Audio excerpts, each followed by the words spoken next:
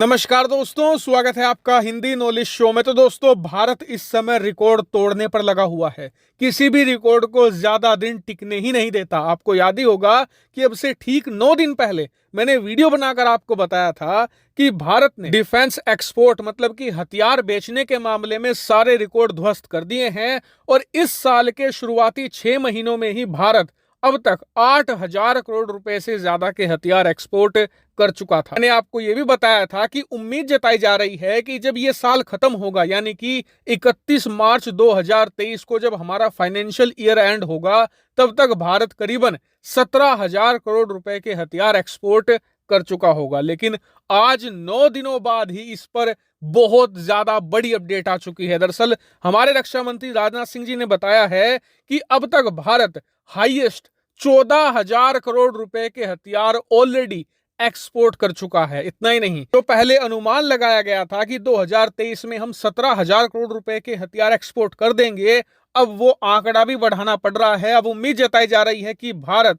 17 नहीं 19,000 करोड़ रुपए से भी ज्यादा के हथियार एक साल में एक्सपोर्ट कर देगा। हालांकि आपका सवाल होगा कि एक हफ्ते के समय में ही हमारे एक्सपोर्ट में इतना उछाल कैसे आ गया?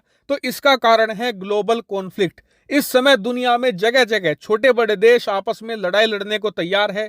चाहे रूस यूक्रेन युद्ध जो चल रहा है, इसके बाद अर्मेनिया अजरबैजान के बीच में भी लगातार सीज फायर हो रही है। बहुत सारे अफ्रीकी देश हैं। इसके अलावा जो साउथ ईस्ट एशियन देश हैं, वो चीन के प्रभाव से डरे हुए हैं। और इसीलिए पिछले कुछ समय से हथियार मार्केट में बहुत तेजी देखी जा रही है और इसमें भारत जैसे देशों की मौज आ रही है। क्यों? क्योंकि दुनिया भर में कुछ ही ऐसे अमीर देश हैं जो अमेरिका, रूस या फिर यूरोपियन देशों से हथियार खरीद सकते हैं, क्योंकि उनके पास पैसा है। लेकिन ज्यादातर देशों के पास ज्यादा बड़ा मिलिट्री बजट नहीं होता। वो ऐसे देशों के पास जाते हैं जिनके पास सस्ते लेकिन इफेक्टिव हथियार हो, और भारत इस समय उस सूची में आता है। इसीलिए भारत को हाल ही में कई सारे रॉकेट लॉन्चर के ऑर्डर मिले हैं, कई सारे तोप के ऑर्डर मिले हैं, एम्यूनिशन के ऑर्डर मिले हैं, रडार सिस्टम के ऑर्डर मिले हैं, और यहां तक कि ब्रह्मोस भी हमने इसी साल बेची है। इसीलिए भारत के जो डिफेंस एक्सपोर्ट हैं वो लगातार नई नई ऊंचाइयां छू रहे हैं। और सबसे ज्यादा हैरानी की बात तो यह है कि जब से